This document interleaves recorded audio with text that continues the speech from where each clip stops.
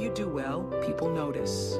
When you do your best, people notice. And so wherever you are, always do your best. And doing your best puts you at the next level. Yes, ma'am. It's about what can you do. You just need to run that race as hard as you can. You need to give it everything you've got all the time for yourself. For yourself. As is a tale, so is life.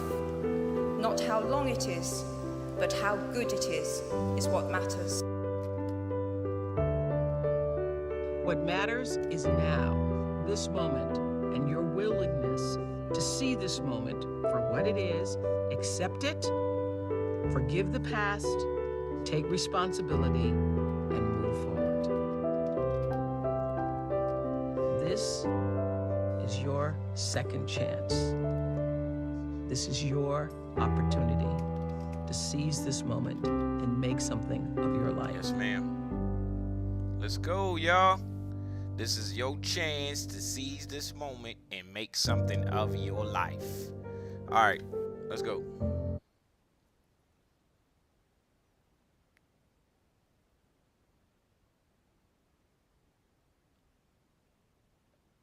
Let's see what Old they Spice Strider's long-lasting freshness makes me smell good, so Coach thinks I'm slacking. If you're working hard, how do you smell so fresh? So I trained, constantly, took my Old Spice swagger, and got a drill named after me. Hi, I'm Phil. And I'm Celeste. And we are Retire on 2K, exploring our options. And we've been playing a game on our Facebook group about where in the world are Phil and Celeste, and that's been kind of fun to see your responses. And if you have been guessing where we're at, those of you who guessed Mexico, you are right. You're right. We are down in Rosarito Beach, Mexico. We're visiting dear friends of ours, Don and Sandy Godwin, and we love the Rosarito Beach area.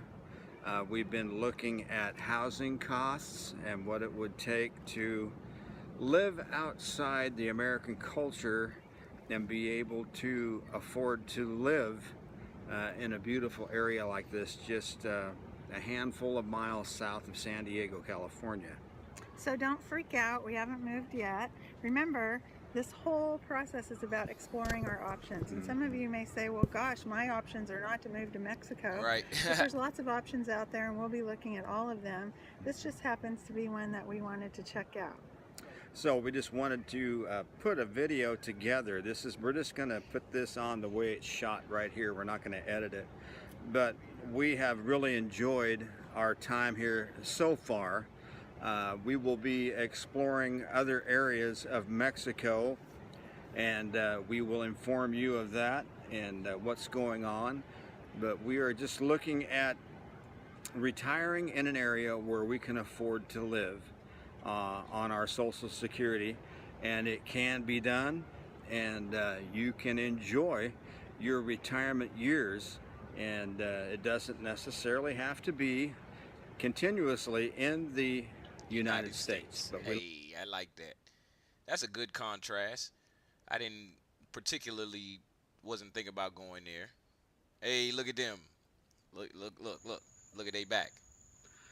Hi, I'm Phil. And I'm Celeste. And we are retiring on 2K, exploring our options. So we're coming to you today from Retiring on inside 2K. of our complex here, our apartment complex in Franklin, Tennessee. It's a beautiful evening here.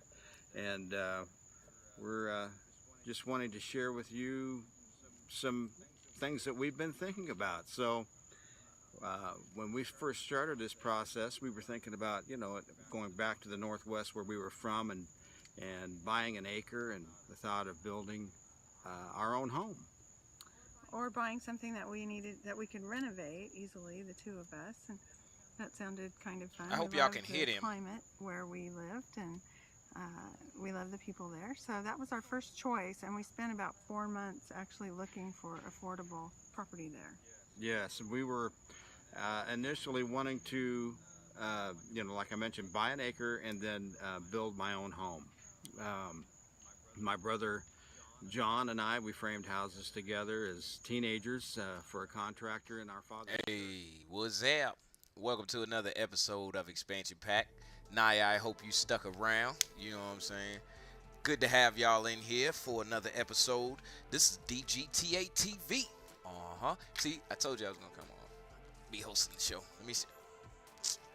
I forgot to change one thing of all the things. It is not Healthy Mental Thursday. It's Fun Friday. Alright, bet. I got that. Alright. What's up? Welcome to another episode of the Expansion Pack. Like I said, for today, we're going to go ahead and kick into the motivation in a second, but let me let y'all know what the topic is. Alright. So today, we talking about what we have learned. So, I'm going to go back through some of... I want to hit the playlist that I created with all of the episodes put together, strung together. But I also want to go to the other playlist that got all of the expansion pack videos that I've liked along the way, so we can like just pick back through some of the knowledge. We only got 1 hour, so I'm not gonna play whole videos at a time, and let's get straight to it. Let me get y'all motivated for the day real quick. YouTube's in it. Oh, this ain't the right. I'm on the wrong thing. All right, YouTube, let's work. Motivation for the weekend. Motivation for today. Let's see what we got.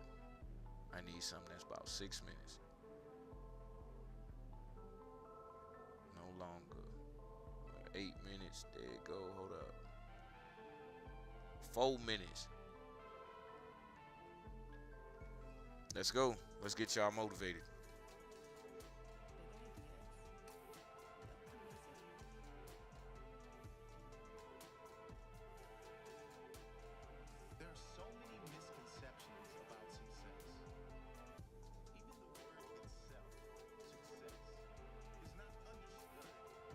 By just about anyone. Run that back. I mean, if Run that back. I'm about to switch scenes. Don't worry about it. there are so many misconceptions about success, even the word itself, success, is not understood. Hey, you excited because it's good to be here today, girl? What you talking about? Let go. Let get turned up. Little motivation, baby. Motivation, baby. Just about anyone. I mean, if you ask most people what success is, they will probably tell you something that is related to achieving a certain level of money or material wealth. House, car, money, security. Many won't know what to say. But what is success really? Success is nothing more than the achievement of your goals. Yes, sir. Your goals, not someone else's. Yes, sir. The reason most people don't achieve success then is not because they aren't capable, but because most don't ever define what success is for them. Yeah. In other words, most don't set goals. And from those that do set goals, many You just needed some stress relief. That's all. Just a little stress relief. of them fail because their goals are driven by greed.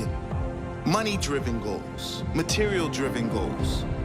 Most don't have any intention to find what their purpose in life is. Most people don't have the belief and knowing that success comes from living your purpose. For real though, I'm glad I could do that. Glad I can make you smile. Glad I can make you laugh. For real, that's what I'm here for. I found that out the other day. It's not about achieving money. It's achieving a feeling of completion.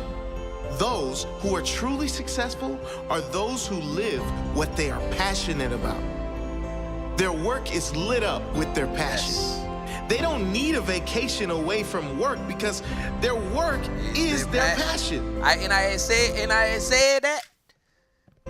Another simple way anyone can be successful is one word many of us use, but hardly any of us live by today. That's gratitude. That's Those right, who are girl, you better stay happy and healthy, girl. Better stay. genuinely grateful for everything they have, regardless of where they are in life financially, are successful by default. Yes. Because you define what success is for you. And when you are truly grateful every day for the things you do have, everything else that comes is a bonus. Yes. Just about every really great human on this planet teaches the importance of gratitude. Ask yourself, why do these leaders, these super successful humans, these super happy, giving, great humans teach gratitude first before anything else? It's because when you are truly grateful, you are truly successful. Yes, Lord. Many Yes. believe if they get too content with their Let's go. situation, they will lose their Let's drive. go. I can tell you the opposite is true. When you are Hey, grateful, look, you take you your are time, girl. filled with positive energy that will make We just achieving getting started. goals much easier. You can still strive for more. You can still achieve more. Just get grateful first.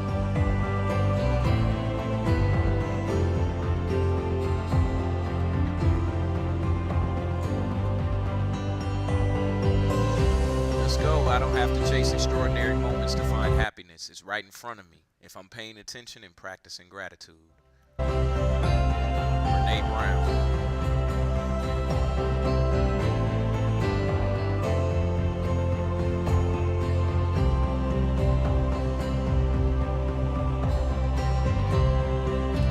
That's right. Start your day with something positive in your ear. Hey, what's up, y'all? One more time. So that was our motivation for the day. And now I'm gonna get straight to it. Let's go back through this playlist. I'm gonna turn the music off real quick. Let's go back through this playlist and see what we got. You go see if you didn't know, go over to the DGTA YouTube page, DGTA D and then GTA _ TV YouTube page. At the top, you'll see under the tabs, live podcast, all of that, you'll see playlist. You got the special no playlist, and you got the knowledge of expansion. Well, you ain't gonna see the special no. That's for me. But you got knowledge of expansion pack. You click that, and I'll be sending out links to people. So what? I just lose this Click 200. that, and you'll see all of the videos that we've liked so far over the 148 episodes of expansion pack that we've had. So if you was thinking about that hack that I showed you on the show, or you thinking about that thing I said, or whatever I was being funny, just go back, or something that I was teaching you. This is not the actual episodes. You go back and you find that episode or that show that you was looking for, and you can watch it again and get whatever you was looking for.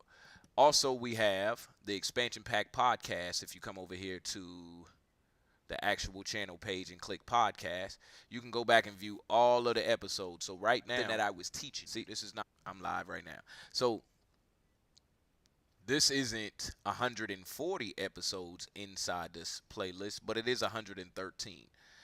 Total, we have on the page of Expansion Pack. Let me see how many episodes we got right now. And then I'm going to get right into a video. Let me see. Live, latest. Oh, we say we got 141 videos on here. So that's good. That means it's pretty much like 6 videos off that you won't get to see. All right. That being said, let's keep going. Let's pick one of these videos, old videos of me talking, to start with. I wouldn't change. In every Some more motivation for y'all. How is it that I always click this video? You know, last time we spoke, I was engaged. I'm like, yeah. Okay, so he's like, yeah, we got married, had a couple kids. Now I'm divorced, and I met him at a bar, and he's like, now I'm actually talking. I want to hear him talking. Ooh, this look good. All right. You were born to be spectacular. So I need you to jump over the obstacles. I need you to go around the pit. See our lives and in our world. For women. And it ain't just for women, it's for everybody, but still. Scroll down, scroll down. With our so-called our own minds, I want to hear this. which is far more than our own minds, and whatever awareness arises. What's come from the island from the continent that looked okay to them at low tide. They were rescued by a truck driver. Hey, technology is great when it works. So, do you use GPS services a lot? All the time. Exactly. Or do you think you could survive without them? Let me know down in the comments. Look at me up there. If you learned something new today, then give this video a like and share it with a friend. But look at me up there. All right, now let me bring this up. Look, y'all. This is funny.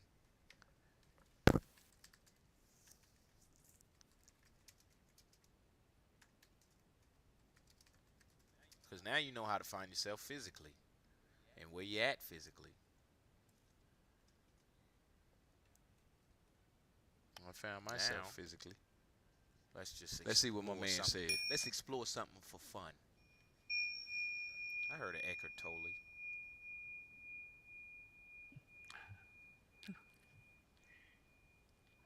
I love you. So in talking about thinking, I know this has an obvious answer, and I'm actually asking beyond this.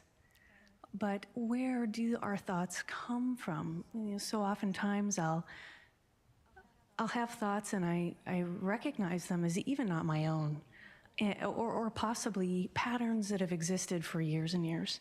You know, jealousy thoughts or competitive thoughts or the thoughts of being threatened and fear. But truthfully, is this something is waking us up in the middle of the night that you were just talking about?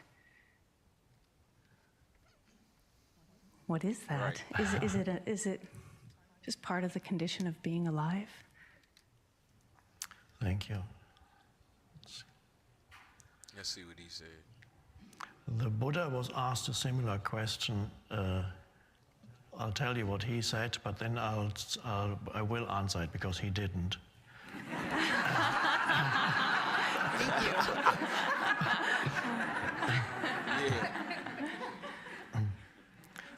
Somebody asked him a question like that, and he gave a parable. He said, you've got somebody shot you with an arrow. You've got an arrow stuck in your body. And before you remove it, you're trying to find out, where did that arrow come from? Before I remove it, I need to know who shot it and why and where I get where he going with this. it came from. Let's examine this in more detail. And that was his answer. What he was saying was, our main concern should be to remove the arrow instead of trying to find out where it all started. How did it all start? Where did it all originate?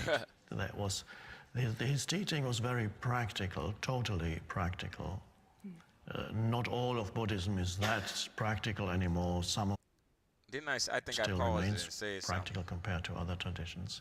But in the very But that's beginning funny. of He said, instead of us, and I said this on the show too, he said instead of us trying to find out where the arrow came from and digging in deep on that, to get the damn arrow out. What that means is if you got some sort of stress and trauma in your life, if finding out where it comes from helps to stop it, then do that. If it don't, then you gotta go ahead and just move on and find out what does do that for you. All right, moving right along. Let's see what else we got. I want to go into the other playlist. I think I was born. Let me see. Knowledge of expansion. You need to see this if you suffer from a pinched nerve in the neck. I'm gonna get short ones.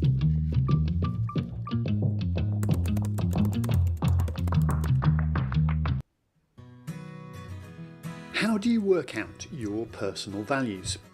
Values are like a compass that guide us and help us to make our decisions. They are the principles and beliefs by which we live our lives. So if you want to effectively lead yourself and lead others, then you need to be aware of what those values are. But first, what do we mean by value? Well, value denotes a degree of importance. In monetary terms, we set a value on something by how much we're willing to pay for a product or service. In moral terms, a value is an ideal that we give a high degree of importance to. Values are the moral code that guide us and the priorities that motivate us. If you do not know what your values are, then it's very likely that you're living your life, whether you know it or not, according to other people's principles and priorities. Exactly. So how do you assess your core values? You can do an assessment of your own values by examining different aspects of your life and for looking at trends. In my experience, it's good to start with examining our personal stories, our priorities, passions, and principles. So let's look at each of those in turn. Personal stories. One of the most instructive ways you can examine your character and values is by looking at the stories in your life. Have a think about, when have you been most happy? Which achievement or experience are you most proud of? What has been your biggest success? What has been your biggest failure? What do you fear most? Which thing in your past are you most ashamed of? When reflecting on a personal story, you can analyse further by asking, what was the situation? What role did you have to play and what did you do? And then what was the underlying principle that made this a good or bad experience? Next, let's look at priorities. We've already seen that values and priorities are linked. One simple and effective way to examine our priorities is to see how we use our resources. Simply put, we invest our time and money in what we value. So for money, think about, where does your cash go? Money provides a very tangible expression of what we prioritise. Have a look at your bank account and credit card bills and examine where your money goes. What do you choose to spend more or less on? Time is a truly finite resource. How you spend your time will give you a good indication of what you really value. Take a look at your diary or think back and work out the amount of time that goes to various activities each day and each week. Next, we look at passions. Our passions are the things that drive us emotionally. Our passions either draw us towards or away from something or someone. Often we don't realise these thoughts and they go unnoticed. And look, that's the good information that you need in your life. But if you reflect on your thoughts and your dreams, beliefs and influences, then you'll gain a deeper understanding of your passions. So think about, what are you hoping to achieve in life? When you daydream, what is it about? Right. Imagine that you could have one wish that could be immediately fulfilled. What would it be? Now let's go to another one. Tired of typing tons of notes during class? There's finally a better way. It's called Otter. Rapid tissue regeneration. So you're chopping vegetables for dinner and accidentally nick your finger. But instead of reaching for a Band-Aid, you watch in amazement as the cut closes up faster than you can say, "What the hell?" Well, this is because you have rapid tissue regeneration, which is like having Wolverine's healing factor, minus the adamantium claws and brooding personality. The body can repair or replace damaged tissues at an accelerated rate. It's as if your cells decided to take a crash course in speed healing and graduated with flying colors. In nature, we see some pretty impressive examples of regeneration, like the axolotl, a little salamander that can regrow entire limbs like it's no big deal. So you're basically the lizard equivalent of saying, "Oh, I lost an arm? No worries, I'll just grow a new one, bub." While humans can't regrow limbs yet, we do have some pretty impressive healing abilities. Our liver, for example, can regenerate itself even if up to 75% of it is removed. Hypermobility.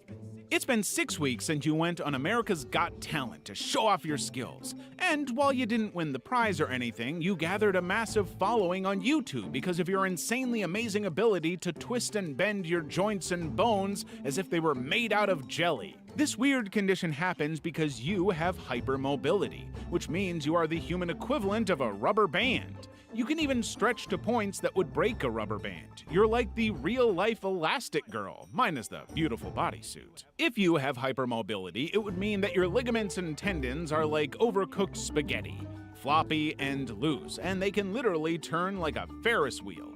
You'd be able to do things regular people can't do with their bodies, like touch your nose with your toes, or bend your thumb back to touch your wrist or your elbow. Now, this might sound like the dream superpower of every ballerina, gymnast, or yoga instructor, but hypermobility can be a double-edged sword. you'd be prone to constant muscle and joint dislocation because you're basically spending your whole day twisting and turning your bones like jelly. Insensitivity to temperature. It's a scorching 40 degrees outside, and everyone is outside with their tank tops and bottles of water complaining of a heat wave. Yet you're casually strolling around in long sleeves with a thick hooded sweater and joggers. Crazy enough, you're not sweating at all, and even though people are looking at you crazily, you literally cannot feel the heat they keep talking about. Unknown to you, you have a congenital insensitivity to temperature. It's a rare condition where your body's thermostat decides to quit its job and go on an eternal vacation, making your body forget the difference between hot and cold. You could literally be.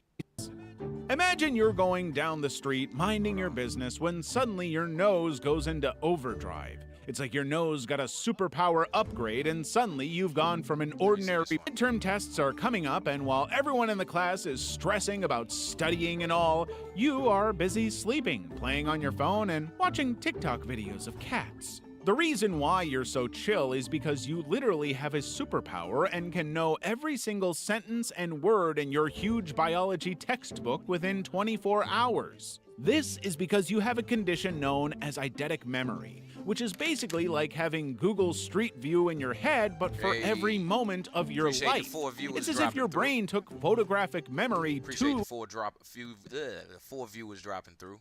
Hey. Literally, and decided to become the world's most detailed walking, talking scrapbook. The minute you lay your eyes on something, your brain would go click, and just like that, it's saved in your memory forever. All right, so what we doing right now, we just looking at some of the videos that I had on here that we done watched throughout the time of me hosting this show. Let's get another one in here. That one was about like superpowers or whatever. Let's get another one. What is the definition of health? Okay. Hey, y'all might like this one, the flow state. Let's see. Nah, I can't watch Ted Ed. I don't want to watch Ted Ed. Let's get one fun then. Oh my gosh! Second half. Third quarter.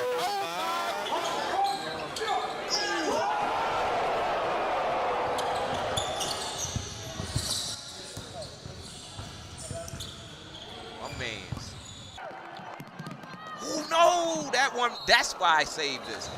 That's why I saved this, because my man's hitting the backboard right there was like, I'm not rewinding it, by the way.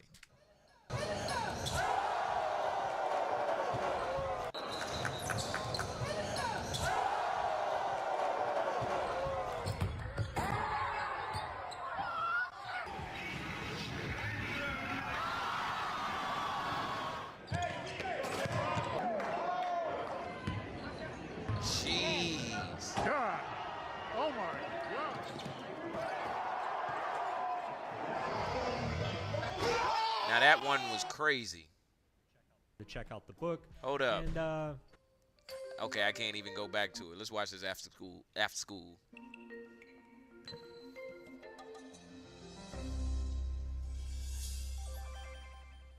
Everybody wants what feels good. Everybody wants to live a carefree, happy, and easy life. To fall in love and have amazing sex and relationships. To look perfect and make money. And to be popular and well-respected and admired and a total baller to the point that people part like the Red Sea when you walk into the room. Everybody would like that. It's easy to like that. If I ask you, what do you want out of life? And you say something like, I want to be happy and have a great family and a job I like. It's so ubiquitous that it doesn't even mean anything. A more important question, a question that perhaps you've never considered before, is what pain do you want in your life? What are you willing to struggle for? Right. Because that seems to be a greater determinant of how our lives turn out. Right. Everybody wants to have an amazing job and financial independence, but not everybody wants to suffer through 60-hour work weeks, long commutes, and obnoxious paperwork, to navigate arbitrary corporate hierarchies and the blasé confines of an infinite cubicle hell. People want to be rich without the risk, without the sacrifice, without the delayed gratification necessary to accumulate wealth. Everybody wants to have great sex and an awesome relationship, but not everyone is willing to go through the tough conversations, the awkward silences, the hurt feelings, and the emotional psychodrama to get there. They view pain as an objectively negative thing to be avoided at all costs, whereas reality is much more nuanced. But most people don't realize this, and so they settle. They settle and wonder, what if? For years and years, until the question morphs from what if to, was that it? And when the lawyers go home and the alimony check is in the mail, they say, what was that for? If not for their lowered standards and expectations 20 years prior, then what for? Happiness requires struggle. The positive is the side effect of handling the negative. You can only avoid negative experiences for so long before they come roaring back to life. At the core of all human behavior, our needs are more or less similar. Positive experience is easy to handle. It's the negative experience that we all, by definition, struggle with. Therefore, what we get out of life is not determined by the good feelings we desire, but by what bad feelings we're willing and able to sustain. People want an amazing physique, but you don't end up with one unless you legitimately appreciate the pain and physical stress that comes with living inside a gym. Right. All right, let's get another Unless video you love in here.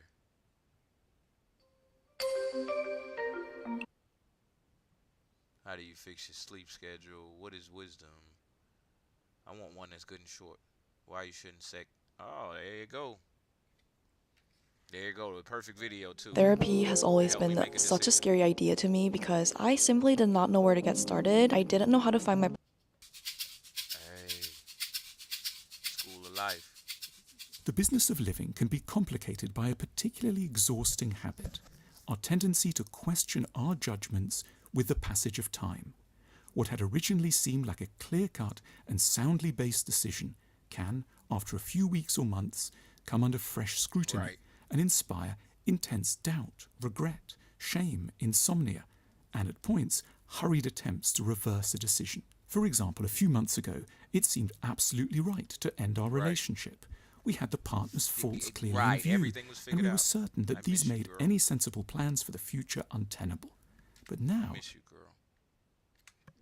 we're no longer so sure. We've been on a few dates, and they didn't go too well.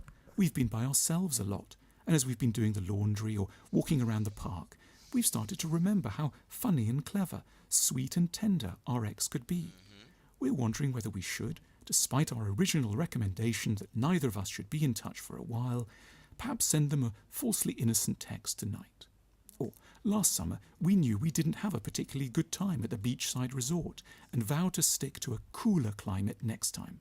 But since then, the weather has turned very cold, and just recently, we're finding ourselves curious about returning south next year.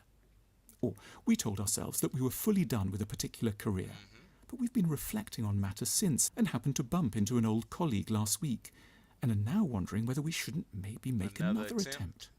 Or a friend from university has suggested a meal. We found them rather self-centered and dull when we last saw them a decade ago, but they sounded sparky in their invitation, and we've agreed to meet them for lunch near the station next week. In such instances, it can be useful to keep a broad principle in mind.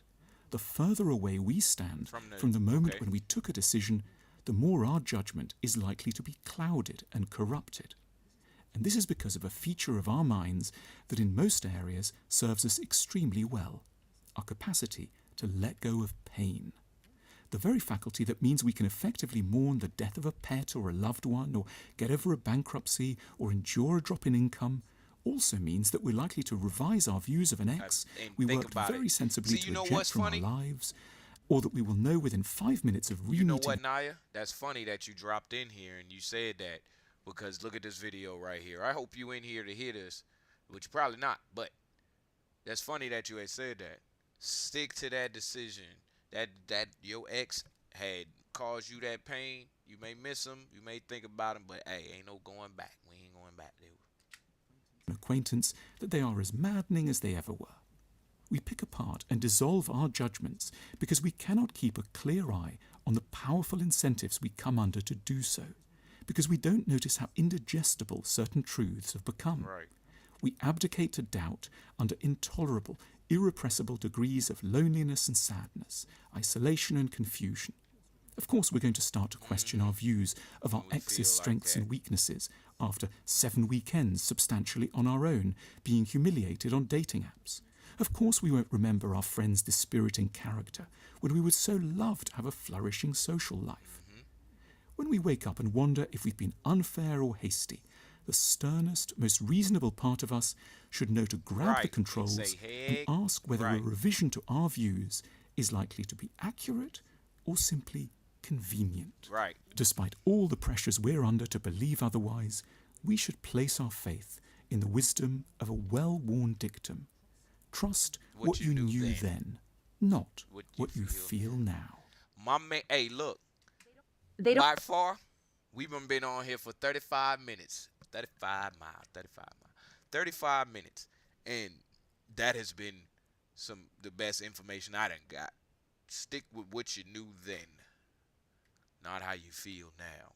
Because that feeling change, you go back, you'll feel like you felt before, and then you'll be like, dang, I should have never did this. I should have just trusted what I knew then. All right, let's go. Let's get another one. Let's go one that's fun. Hey, here you go.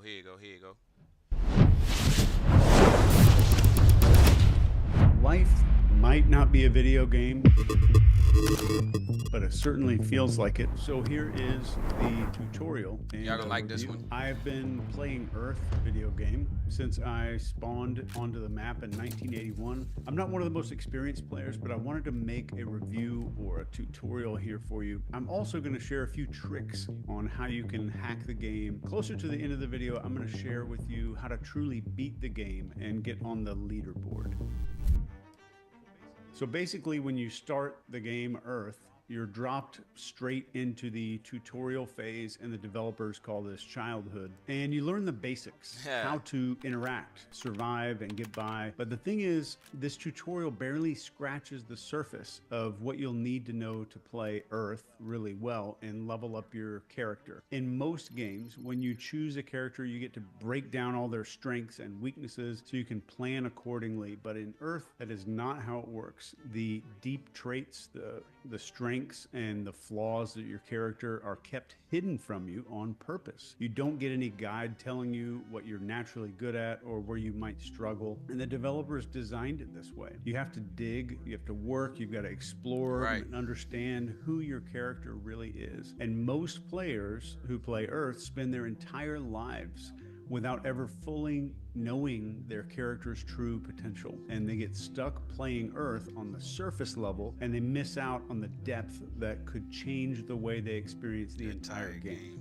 One of the goals that you get in the game is bringing new players into the game. My character recently committed to another character named Michelle, and we used the game mechanics and the in-game coins to bring another user into the game, and we named her Hannah, and she's just now starting the tutorial phase. And this is a hard mission, so I would wait until you think your character is ready because the game mechanics make you literally walk the character all the way through the entire tutorial phase if you decide to make a new character. Even though they start going to a different map location where other characters are going to help them for like 8 hours a day, this is called school. So not all players get the same tutorial. Some get a pretty easy start, and some have to face some serious crap right from the beginning of the game. But no matter what kind of intro that you get, Earth hides a lot of key details from every character.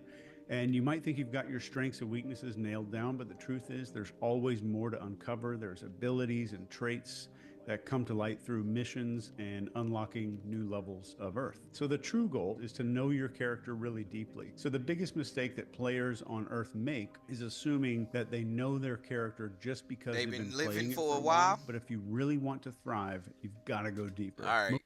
So, hey, now this one right here was one of my favorite videos. Like, I spent the whole episode just watching this video right here. I ain't sub his channel? What? That's why I can't ever find this one I'm looking for. Chase Hughes. All right. Let's get some. You got to have some Sada Guru in here.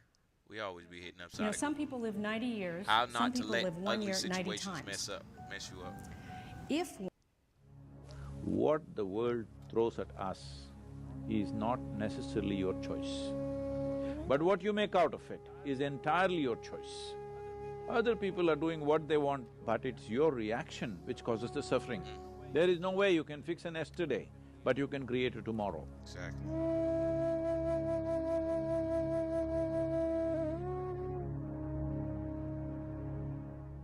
Namaskaram, Sadhguru. So I have a childhood friend. She grew up in a very uneasy family environment because To do in the world and have the fundamental integrity to see if I am living badly, it is me who is making this. Because there may be situations and situations. For every one of us there are situations. In fact, the more you try to do in the world, the more and more many ugly situations you will have to face whether you like it or you don't like it, okay?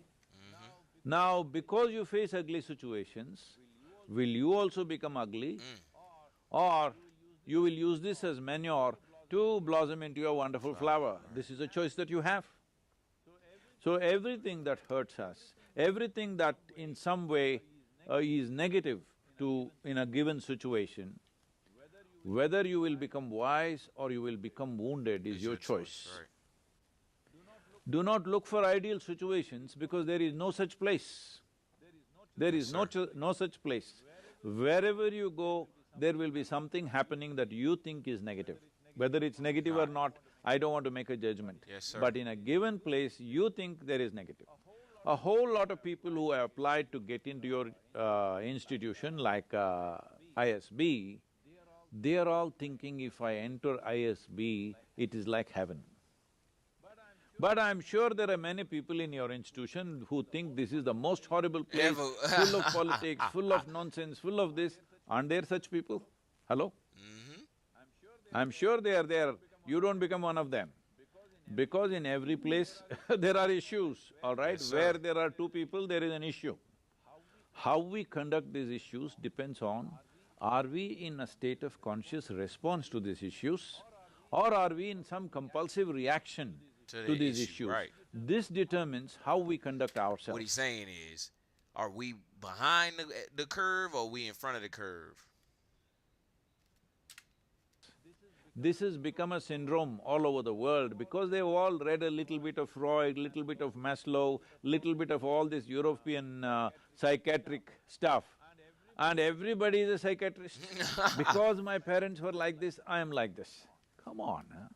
Where is your intelligence? If your parents were like this, you must take a vow, you will never ever be like that. Hello? Yes or no? Right. If your parents lived so badly, if it is true, I don't even know whether they lived badly or not. This is her perception of it, all right? We do not know how they lived. Right. But going by her words, assuming it is true, if they lived badly, is it not your business to That see you never ever you commit such mistakes as they're committing in their lives?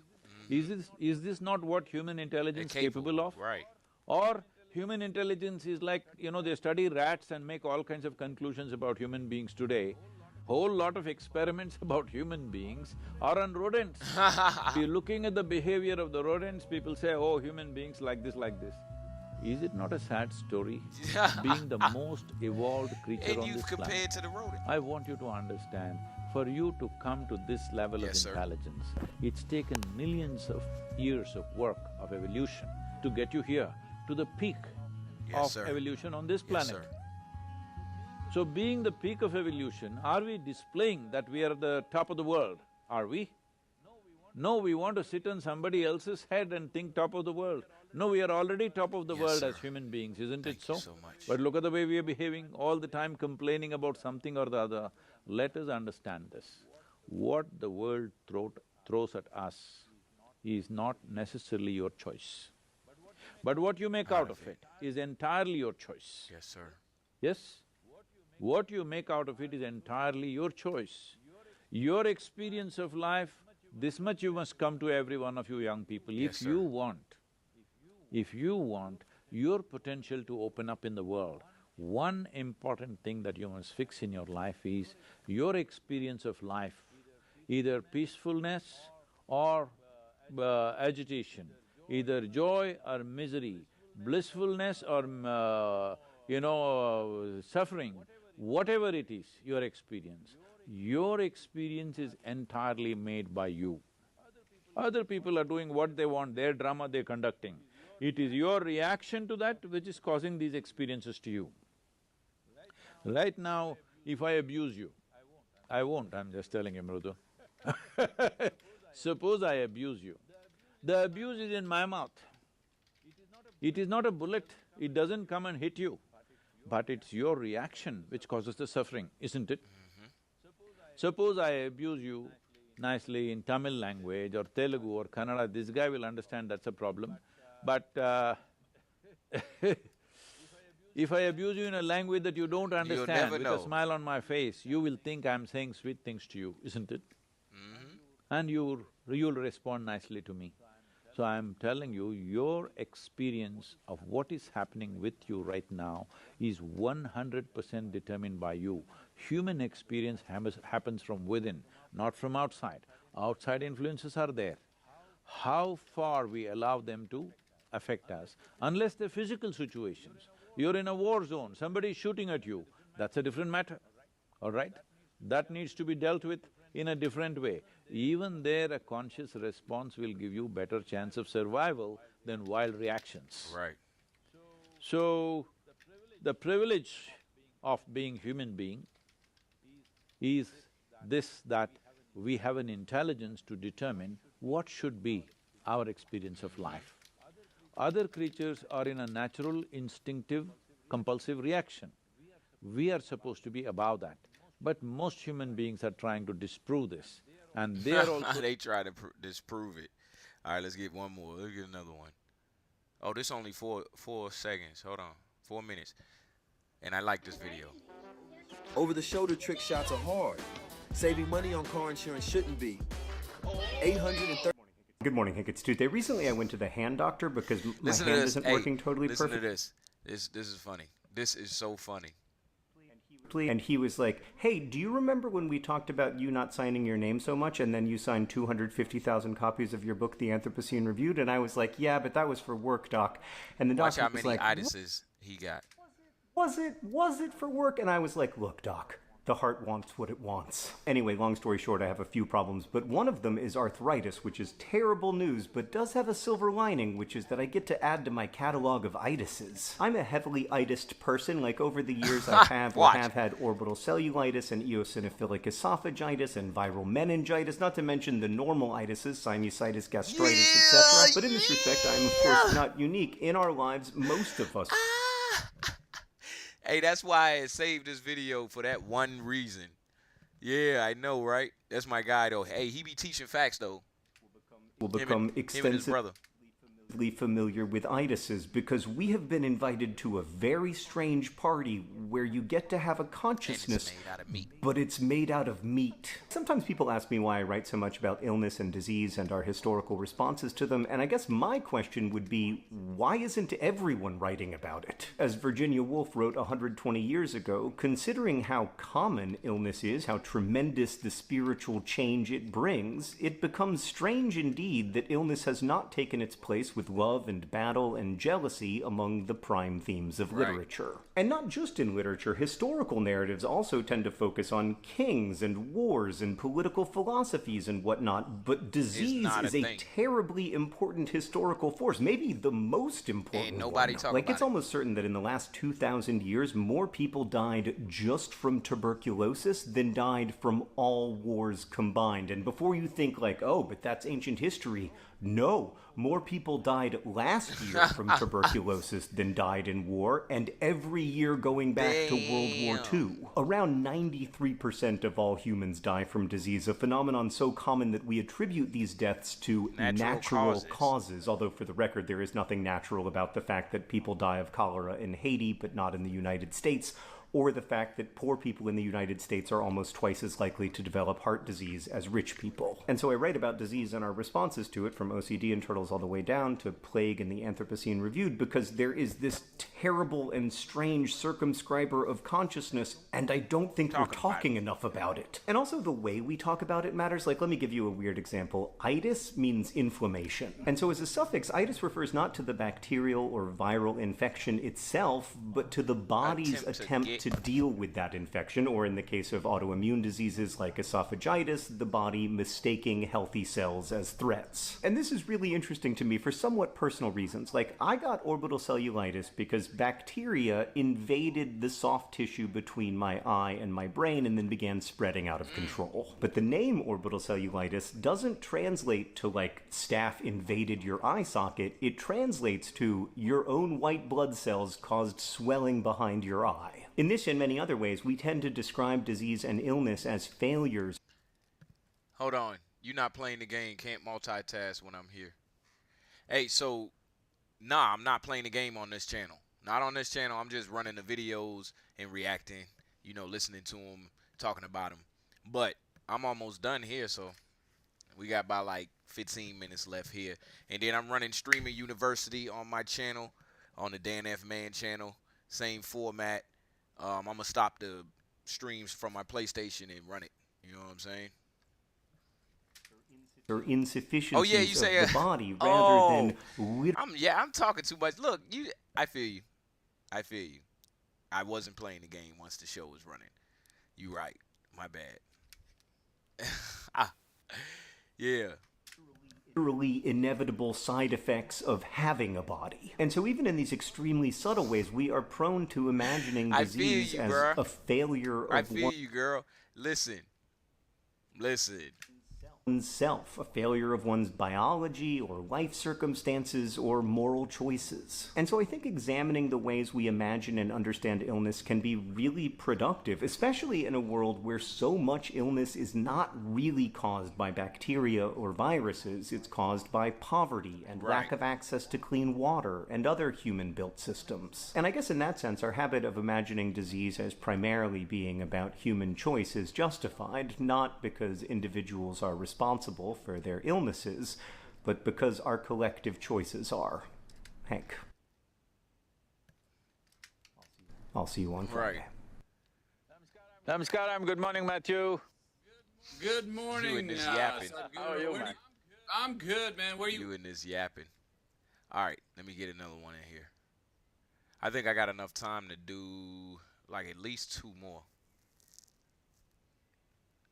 Let me see. All right, check this one out. The placebo effect. Stop trying to fit yourself into a one-size-fits-some routine. It's time to find one that... Sprouts. A placebo is a treatment with zero therapeutic value but magical healing power. Common placebos include sugar pills, inert saline injections, Keep other listening. procedures. Look, it's just for the information. It's just for sharing information. I play the game all day. And I be running streams for like 4 hours, 5 hours, and I'm just playing the game, talking about whatever. This is my dedication back to my viewers of giving y'all something that is tangible, something y'all can use, some value for y'all life. And surgeries that are completely fake. Placebos are especially effective to treat pain, chronic stress-related diseases like insomnia, and forms of depression. What most don't realize is that while placebos are fake, the placebo effect does its magic even if you get real treatments from a normal doctor. Placebos tend to follow one simple rule. The more ritualized and extreme the fake treatment, the more effective their effect. I appreciate that. Appreciate that, Naya. In short, sugar pills work well, sham surgery works wonders. Since standard doctor appointments are often highly ritualized, the placebo effect is part of the cure we think we receive. To understand this better, let's look at Mr. and Mrs. Martin, who both suffer... That's all we need to hear real quick, because I want to play at least one more video. Basically, what happened in that video is they both got something wrong with them.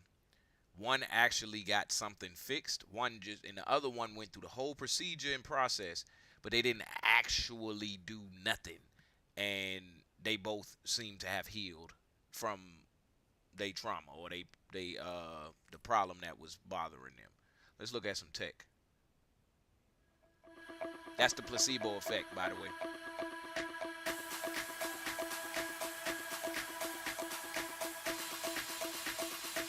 Smart Ring. Your wearable tech just got a whole lot smaller and way more useful. Now you can control your smartphone and fitness peripherals with the ARC-X Smart Ring. This is a multi-function wearable ring that lets you work hands-free while controlling your devices. You don't have to wear the ARC-X Smart Ring as a finger ring. You can mount it on a handlebar for cyclists and over gloves.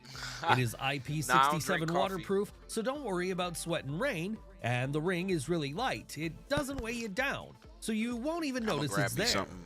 There are so many features in this ring. You have SOS panic buttons for quick actions that send your location using SMS and emergency calls. Lago Fastbox. Time to get rid of the lag and start gaming like a pro. This is the Lago Fastbox, and it's a whole lot of speed in a small box. The Lago Fastbox gives you a multi-path connection that pings the best nodes around on worldwide servers. It finds the fastest routes for the lowest ping, meaning you get connected to the fastest servers all the time. Lago Fastbox also acts as a VPN router and extender, so you can have faster Wi-Fi in those harder to connect areas. This works with Xbox, PS5, and your Nintendo Switch with the optimized NAT type. You can also use multiple consoles. We ain't about to sit and listen to that for 30 minutes. I wanted a different tech one. Hold on, y'all. Start focusing on your future. Nah. This was, oh my gosh. Yes, thank you. Thank you. All right, check this out, y'all. I'm going to fast forward some, though. Hopefully they kept it clean. Bear with no teeth. Hold on. Let me turn it up. In case you got a hole in one. What do you call a bear with no teeth? A gummy bear. What do gay cows eat? Hold on, they low. Hey. What do gay cows eat? Hold up, y'all gotta hear this. What do you call a bear with no teeth? Yes, we do have fun on Fridays, so I am teaching educational stuff, but it's fun too. A gummy bear. It's one of my old videos I like. What do gay cows eat? Hey. What do gay cows eat? Okay.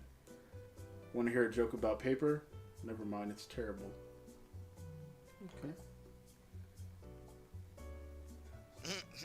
How do you find Will Smith in the snow? You look for Fresh Prince. Yes. That one was good.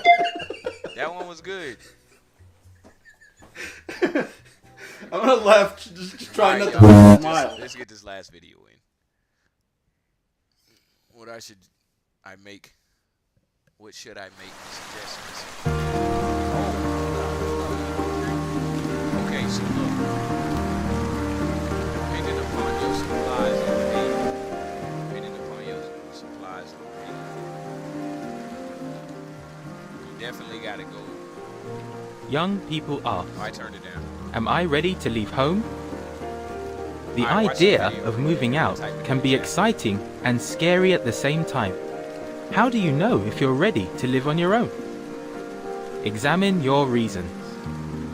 There are plenty of reasons you might decide to leave home, some of them not too wise. For example, a young man named Mario admits, I wanted to move out so I could escape the responsibilities I had at home. The fact is, you'll probably have I don't know how old you are, Naya, but check this out. Listen to this. less freedom if you move out. If you leave home, says 18-year-old Anya, you'll have to take care of your own place, provide your own meals, pay your own bills, and you won't have parents down the hallway to help you out. The bottom line, you need to understand why you want to leave home in order to know whether you're ready. Count the cost. Jesus said, "Who of you wanting to build a tower does not first sit down and calculate the expense to see if he has enough to complete it?" Luke 14:28. How can you calculate the expense of leaving home? Examine yourself in the following areas. Can you handle money responsibly? The Bible says, money is a protection. Ecclesiastes 7:12. Do you have trouble saving? Are you a compulsive spender? Do you often find yourself borrowing from others? If you answered yes to any of those questions, the dream of living on your own could turn into a nightmare. My brother left home when he was 19. Within a year, his savings were gone. His car was repossessed, his credit was damaged, and he was begging to come back home. Danielle. What you can do now. Ask your parents what their typical expenses are for a month. What bills do they receive? And how do they budget their income? Hey, catch me on the on my Dan F. Man channel. After this, I'm gonna be off by the time you get back. Pay for those bills. How do they save? The bottom line. Learning how to handle money now while you're living at home will prepare you to face the harsh financial realities of life on your own. Are you self-disciplined? The Bible says, each one will carry his own load. Galatians 6:5. Are you a procrastinator? Do your parents have to remind you to do your chores? Do you often break your curfew? If you answered yes to any of those questions, you'll probably find it even more difficult to be responsible when you're living on your own. When you're on your own, there are things you don't particularly enjoy, but simply must make time for. No one is going to tell you to do those things. All right, y'all. So we up out of here for the day. I'm glad that Naya, shout out to Naya for stopping through. Shout out to everybody who stopped through today. I think I hit a peak of 5 viewers. That was bomb. That was a bomb for me. Like, yo, I got 5 viewers. But hey, anyway, we was just looking through some of the videos that I liked. We watched a piece of an episode that I did before. If you really enjoy just learning and picking up a few, tips and tricks through life, or looking at life a little differently sometimes, stop through here on Expansion Pack. We got you. DGTA TV, DGTA_TV on YouTube, Twitch, and everywhere else. And we're going to check y'all out next week. Y'all have a beautiful, blessed Memorial Day weekend, and I'm going to holla at y'all next week. You know what I'm saying? This is DGTA TV. Peace. Our brains have two kinds of neural tissue, gray matter and white matter. The gray matter processes information in the brain, directing signals and sensory stimuli to nerve cells, while white matter is mostly made up of fatty tissue and nerve fibers. In order for our bodies to move, information needs to travel from the brain's gray matter down the spinal cord through a chain of nerve fibers called axons to our muscles. So how does practice or repetition affect the inner workings of our brains? The axons that exist in the white matter are wrapped with a fatty substance called myelin, and it's this myelin covering or sheath that seems to change with practice. Myelin is similar to insulation on electrical cables. It prevents energy loss from electrical signals that the brain uses, moving them more efficiently along neural pathways. Some recent studies in mice suggest that the repetition of a physical motion increases the layers of myelin sheath that insulates the axons. Let's go. And the more layers, the greater the insulation around the axon chains, forming a sort of superhighway for information connecting your brain to your muscles. So while many athletes and performers attribute their successes to muscle memory, muscles themselves don't really have memory.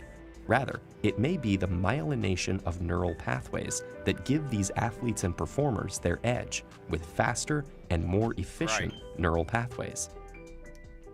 There are many theories that attempt to quantify the number of hours, days, and even years of practice that it takes to master a skill.